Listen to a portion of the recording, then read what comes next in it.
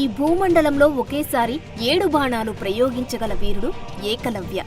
కర్ణుడు ఒకేసారి 3 బాణాలు, అర్జునుడు ఒకేసారి 5 బాణాలు ప్రయోగించగలరు. అలాంటి కర్ణ, అర్జునులను మించిన గొప్ప యోధానుయోధుడు ఏకలవ్యుడు. గురువు విద్య నేర్పకపోయినా తనకు తానుగా విద్య నేర్చుకున్న గొప్ప విలుకాడు ఏకలవ్యుడు. చరిత్రలో ఏ శిష్యుడు ఇవ్వని గురుదక్షిణ ఇచ్చినా గొప్ప శిష్యుడిగా నిలిచినవాడు ఏకలవ్యుడు. ద్రోణాచార్యుడు కోరాడని తన బొటన వ్రేళ్లిని సైతం కోసి ఇచ్చిన గొప్ప విద్యార్థి ఏకలవ్యుడు. అంతెందుకు, మహాభారతంలో గొప్ప యోధులుగా పేరొందిన కర్ణుడు అర్జునుడికి సైతం ఎక్కడా గుడి కట్టలేదు. కాని ఏకలవ్యుడికి మాత్రం గుడి కట్టారంటేనే మనం అర్థం చేసుకోవచ్చు ఏకలవ్యుడు ఎంత గొప్పవాడోనని. చివరకు కర్ణాటక, మధ్యప్రదేశ్, హర్యానా, రాజస్థాన్ వంటి రాష్ట్ర ప్రభుత్వాలు క్రీడలలో అత్యుత్తమ ప్రతిభ కనబరిచిన విద్యార్థులకు ఏకలవ్య అవార్డు ఇస్తున్నారంటే ఏకలవ్యుడి విలువిద్యా ప్రదర్శన ఎలా ఉంటుందో మనం అర్థం చేసుకోవాలి. తల్లిదండ్రులు లక్షలకు లక్షలు ఫీజులు కట్టి స్కూళ్లకు, కాలేజీలకు పంపుతున్నా మా టీచర్లు చెప్పేది మాకు అర్థం కావడం లేదంటున్న నేటితరం విద్యార్థులు అసలు గురువే లేకుండా తన స్వీయ శక్తితో విలువిద్య నేర్చుకున్న ఏకలవ్యుడిని ఇప్పటితరం విద్యార్థులందరూ ఆదర్శంగా తీసుకోవాలి. అంతటి గొప్పవాడైన ఏకలవ్యుని చరిత్ర గురించి ఇప్పుడు తెలుసుకుందాం. ఏకలవ్యుడు యాదవ కుటుంబంలో జన్మించాడు. ఇతని తండ్రి దేవశ్రవుడు. శ్రీకృష్ణుని తండ్రి వసుదేవునికి దేవశ్రవుడు 3వ తమ్ముడు. కాబట్టి ఏకలవ్యుడు శ్రీకృష్ణునికి సోదరుడు అవుతాడు. చిన్నప్పుడు ఏకలవ్యుడికి దేవశ్రవుడు పెట్టిన పేరు శత్రుఘ్నుడు. అయితే శత్రుఘ్నుడు పుట్టిన సమయంలో తోడేళ్లు ఆ రాత్రంతా ఏడవడం వినిపించింది. అలాగే రక్త వర్షం కురుస్తుంది. దాంతో ఆ రాజ్యంలోని కులగురువులు ఇది చెడు శకునమని మొత్తం కుటుంబాన్ని సర్వనాశనం చేయడానికి ఈ పిల్లవాడు కారణమవుతాడు, కాబట్టి మీరు ఈ శిశువును విడిచిపెట్టండి అని సలహా ఇస్తారు. దాంతో శత్రుఘ్నుడిని అతని తండ్రి దేవశ్రవుడు అడవిలో విడిచిపెడతాడు. అక్కడ నిషాద వంశానికి అధిపతి అయిన హిరణ్యధ్వనుడు ఈ బిడ్డను చూసి తనకు పిల్లలు లేకపోవడంతో ఆ దేవుడే కరుణించి ఈ పిల్లాడిని తనకు ప్రసాదించాడని భావించి ఆ పిల్లవాడిని ఇంటికి తీసుకెళ్తాడు. హిరణ్యధ్వనుడి భార్య శృతదేవ, ఆ దంపతులు ఇద్దరు ఆ బాలుడికి ఏకలవ్య అని పేరు పెట్టి తమ కన్న బిడ్డలా పెంచసాగారు. హిరణ్యధనుడు అడవిలో నివసించే గిరిజన గూడానికి అధిపతి, బోయ కులానికి చెందినవాడు. వీరు అడవులలో ఏ సాధు జంతువు కనబడినా బాణంతో కొట్టి చంపి దాన్ని కాల్చుకు తినేవారు. దాంతో ఏకలవ్యుడు కూడా చిన్నప్పటి నుండి తండ్రితో పాటు వేటకు వెళ్లేవాడు. హిరణ్యధ్వనుడు తన కొడుకు ఏకలవ్యుడికి విల్లుతో బాణాలు ప్రయోగించి జంతువులను ఎలా వేటాడాలో నేర్పాడు.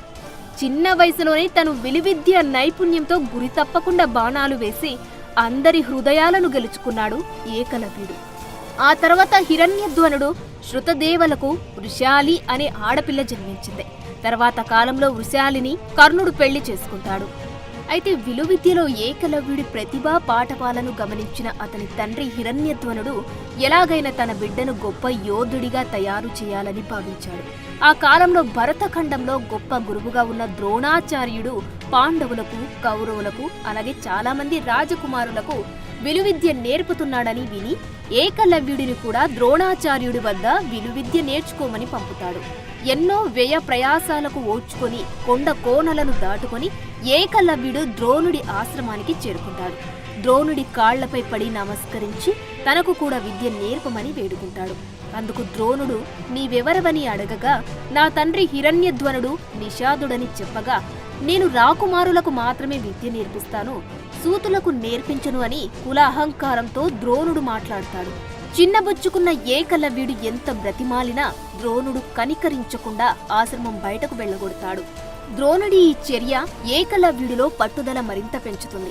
ఎలాగైనా నేను విలువిద్య నేర్చుకుని ఇంటికి తిరిగి వెళతాను అని గట్టిగా నిశ్చయించుకుని ఆ ఆశ్రమం పక్కన అడవిలో చెట్లపైన ఒక మంచె ఏర్పాటు చేసుకుని ఒంటరిగా జీవించసాగాడు.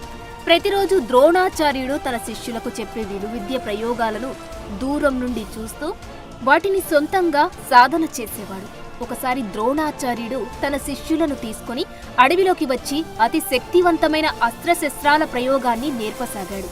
దూరంగా చెట్టుచాటు నుండి వాటన్నిటిని గమనించిన ఏకలవ్యుడు ద్రోణుడు తిరిగి తన ఆశ్రమానికి వెళ్లిపోయాక ద్రోణుడు నిలబడ్డ స్థలానికి వెళ్లి అక్కడ మట్టిని కొంత తీసుకొని ఆ మట్టితో ద్రోణాచార్యుని బొమ్మను తయారు చేస్తాడు. ఆ ద్రోణుడి బొమ్మనే తన గురువుగా భావించి అకుంఠిత దీక్షతో అస్త్రశస్త్రాల ప్రయోగం సాధన చేసేవాడు. ఇలా ప్రతిరోజు ద్రోణాచార్యుడు తన శిష్యులకు చెప్పే వాటిని దూరంగా నిలుచుని చూడడం, వాటిని తాను నివాసం ఉండే చెట్టు దగ్గరకు వచ్చి సాధన చేయడం, ఇలా కొన్ని నెలలు గడిచాయి. ఏకలవ్యుడు అత్యంత నేర్పుగా బాణాలను సంధించే స్థాయికి చేరుకున్నాడు. ఒకరోజు చాలా దీక్షగా సాధన చేసి అతి శక్తివంతమైన అస్త్రాలను ప్రయోగించడానికి మంత్రాలను ఎలా తెలుసుకోవాలో తెలియక తనలో తానే మదన పడసాగాడు. ద్రోణుడి బొమ్మ ఎదురుగా కూర్చొని ధ్యానం చేయసాగాడు. ఏకలవ్యుడి ధ్యానానికి ద్రోణుడి ఆత్మ కరిగినట్టుంది. అందుకే ధ్యానంలో నిమగ్నమైన ఏకలవ్యుడి చెవిలో ద్రోణుడి ఆత్మ శక్తివంతమైన అస్త్రప్రయోగ మంత్రాన్ని ఉపదేశిస్తుంది. కళ్ళు తెరిచి చూసిన ఏకలవ్యుడికి ఎదురుగా ఎవరూ కనబడరు. తనపైన ప్రేమతో తన గురువు ద్రోణుడే ఆత్మరూపంలో వచ్చి మంత్రాన్ని ఉపదేశించాడని భావించి ఆ మంత్రాన్ని అనేకసార్లు ఉచ్చరిస్తూ సాధన చేసి శక్తివంతమైన అస్త్ర ప్రయోగాన్ని దిగ్విజయంగా పూర్తి చేస్తాడు. ఇలా ప్రతినిత్యం ద్రోణుడి బొమ్మ ఎదురుగా కూర్చొని ధ్యానం చేసేవాడు. ద్రోణుడు కూడా రోజుకొకటి చొప్పున శక్తివంతమైన అస్త్ర ప్రయోగ మంత్రాన్ని ఉపదేశించేవాడు. ఇలా కొన్ని రోజులు తిరిగేసరికి ఏకలవ్యుడు అస్త్రశస్త్రాల ప్రయోగంలో ఆరితేరిపోయాడు. విలువిద్యలో తనకు తానే సాటి అన్నట్లుగా మారిపోయాడు. అనుకోకుండా ఒకరోజు ద్రోణాచార్యుడు కదిలే లక్ష్యాలపై ఎలా బాణాలు ప్రయోగించాలో చూపించడానికి తన శిష్యులను తీసుకుని అడవికి వస్తాడు. వారితో పాటు కొన్ని కుక్కలు కూడా అడవికి వస్తాయి. వాటిలో ఒక కుక్క ఏకలవ్యుడు నివాసం ఉండే చెట్టు దగ్గరకు వచ్చి ఏకాగ్రతతో సాధన చేస్తున్న ఏకలవ్యుడిని చూసి అరవసాగింది.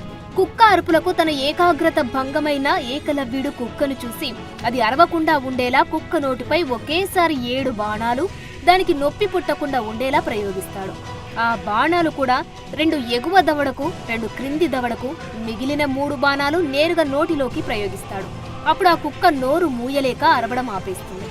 ఏకలవ్యుడికి భయపడిన ఆ కుక్క పరిగెత్తుకుంటూ కౌరవ పాండవుల సాధన చేస్తున్న ప్రదేశానికి వస్తుంది.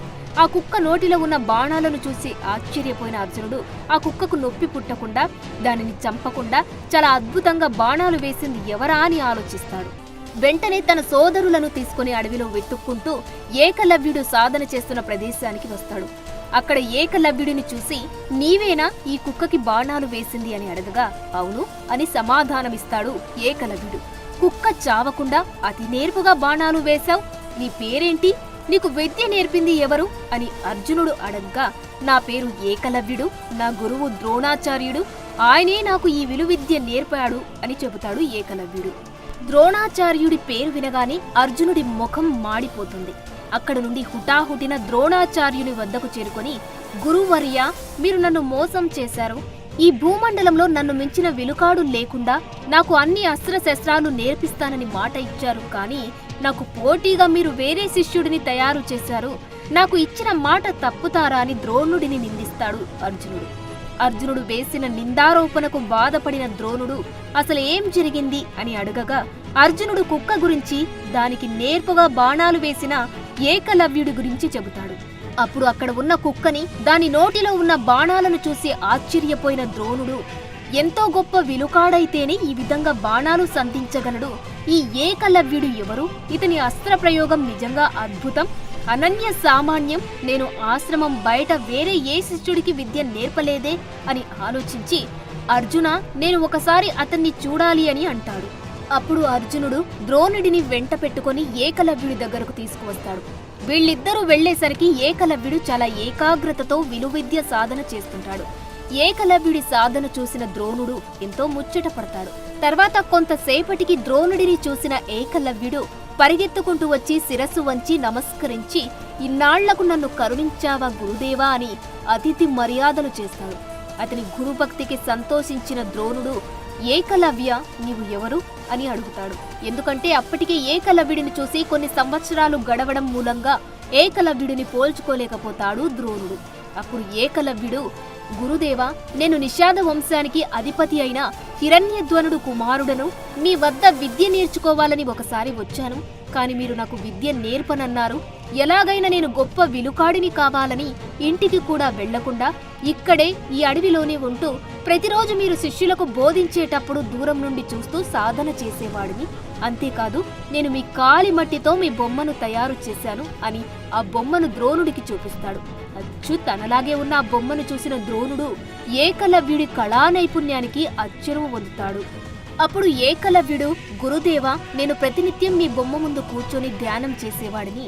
అప్పుడు మీరు అదృశ్య రూపంలో వచ్చి నా చెవిలో అస్త్రశస్త్ర ప్రయోగ మంత్రాలను చెప్పేవారు. ఆ మంత్రోపాసన సాధన చేసిన నేను ఎన్నో దివ్యాస్త్రాలను సాధించాను అని చెబుతాడు.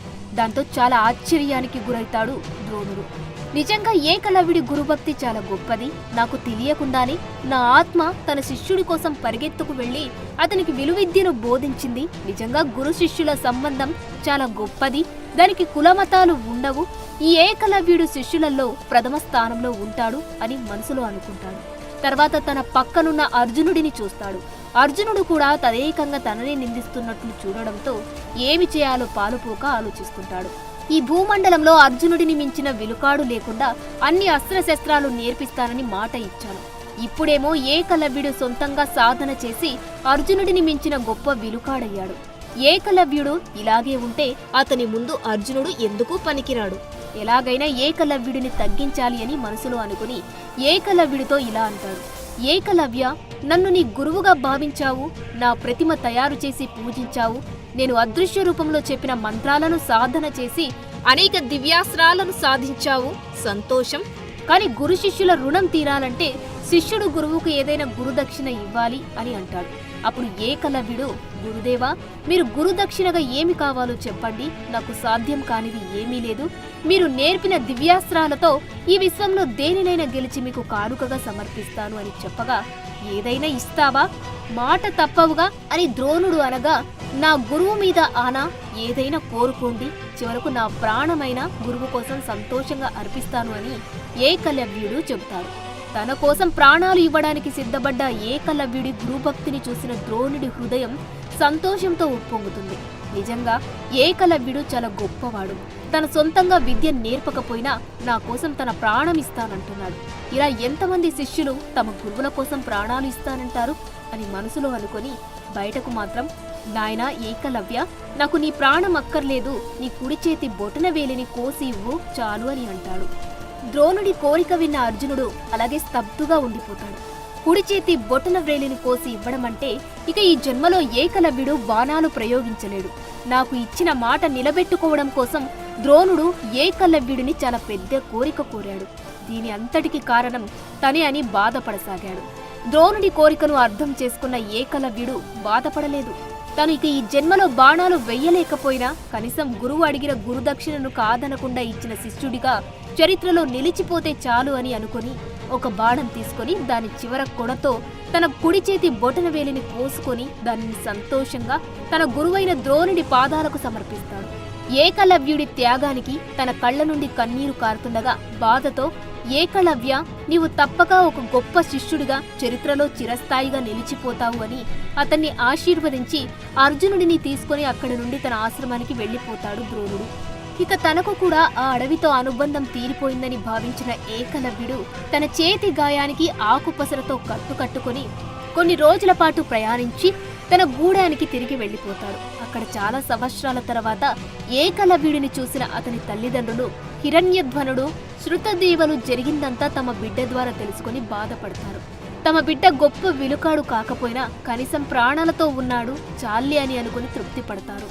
ఆ తర్వాత కాలంలో జరాసంధుడు శ్రీకృష్ణుడి మీద పగతో మధురను ముట్టడించాలని ప్రణాళిక చేస్తాడు. అతనికి నైపుణ్యం కలిగిన ఒక విలుకాడి అవసరం ఏర్పడుతుంది. హిరణ్యధ్వనుడికి జరాసంధుడికి పూర్వీకుల నుండి పాత పరిచయం ఉండడంతో ఏకలవ్యుడి గురించి తెలుసుకున్న జరాసంధుడు అతని తన సైన్యాధ్యక్షుడిగా నియమిస్తాడు. ఏకలవ్యుడు కూడా కుడి చేతి బొటన వేలు లేకపోయినా బాణాలను మునుపటిలా వేగంగా వాడిగా కాకపోయినా బాగానే ప్రయోగించేవాడు. జరాసంధుడి సైన్యంలో చాలా మందికి విలువిద్యలో శిక్షణ ఇచ్చిన ఏకలవ్యుడు వారందరినీ గొప్ప యోధులుగా తీర్చిదిద్దాడు. తర్వాత ఒకసారి రుక్మిణిని శ్రీకృష్ణుడు తీసుకొని పారిపోయినప్పుడు జరాసంధుడు, శిశుపాలుడు శ్రీకృష్ణుడితో యుద్ధం చేస్తారు. ఆ యుద్ధంలో ఏకలవ్యుడు కూడా సైన్యాధ్యక్షుడిగా పాల్గొని అనేక మంది యాదవ వీరులను చంపుతాడు. ఆ తర్వాత భీముడి చేతిలో జరాసంధుడు దారుణంగా మరణిస్తాడు. జరాసంధుడి మరణానికి కారణమైన శ్రీకృష్ణుడిపై అలాగే ద్వారకాలో ఉన్న ప్రతి యాదవుడిపై ప్రతీకారం తీర్చుకోవాలని జరాసంధుడి మిత్రులైన పౌండ్రకుడు, కుంతీభోజుడితో సహా యుద్ధానికి వెళతాడు ఏకలవ్యుడు. అనేక రోజుల పాటు భయంకరంగా జరిగిన ఆ యుద్ధంలో చివరకు శ్రీకృష్ణుడు ఏకలవ్యుడిని సంహరిస్తాడు. అలా ఒక గొప్ప యోధుడు, విలుకాడైన ఏకలవ్యుడు తన గురువు ద్రోణుడి కుట్రకు బలై బొటనవేలిని పోగొట్టుకుని చివరకు యుద్ధంలో శ్రీకృష్ణుడి చేతిలో మరణిస్తాడు. ఏకలవ్య దేవాలయం భారతదేశంలోని హర్యానా రాష్ట్రంలోని గురుగ్రామ్కు సమీపంలోనే కణ్సా అనే గ్రామంలో ఉంది. ఏకలవ్యుడు తన బొటన వేలును కత్తిరించి గురు ద్రోణుడికి గురుదక్షిణగా సమర్పించిన ప్రదేశంలో ఇది నిర్మించబడింది. ఈ ప్రదేశంలో అతని బొటనవేలు ఖననం చేయబడిందని ఈ గొప్ప హీరో గౌరవార్థం దానిపైన ఒక ఆలయాన్ని నిర్మించారు. ఏకలవ్య త్యాగాన్ని పురస్కరించుకొని 1721లో ఒక సంపన్నుడు ఆ ప్రదేశంలో ఒక చిన్న ఏకలవ్య ఆలయాన్ని నిర్మించాడు. ఇప్పుడు ఆ గుడిని గురుగ్రామ్ సాంస్కృతిక గౌరవ సమితి నిర్వహిస్తుంది. కేవలం స్థానిక గ్రామస్తులు మాత్రమే కాక రాజస్థాన్, మధ్యప్రదేశ్ అలాగే భారతదేశంలోని ఇతర ప్రాంతాల నుండి కూడా పెద్ద సంఖ్యలో భక్తులు ఈ గుడిని సందర్శిస్తారు. అలాగే ఏకలవ్య గౌరవార్థం కర్ణాటక, మధ్యప్రదేశ్, హర్యానా, రాజస్థాన్ వంటి రాష్ట్ర ప్రభుత్వాలు క్రీడలలో అత్యుత్తమ ప్రతిభ కనబరిచిన విద్యార్థులకు ప్రతి సంవత్సరం ఏకలవ్య అవార్డులు ఇస్తున్నాయి. ఇప్పటి తరం విద్యార్థులందరూ ఏకలవ్యుడిని ఆదర్శంగా తీసుకొని పట్టుదలతో, అకుంఠిత దీక్షతో చదువుకొని ఉన్నత శిఖరాలు అధిరోహించాలని మనస్ఫూర్తిగా కోరుకుంటున్నాం. For more videos like this, subscribe Big TV channel.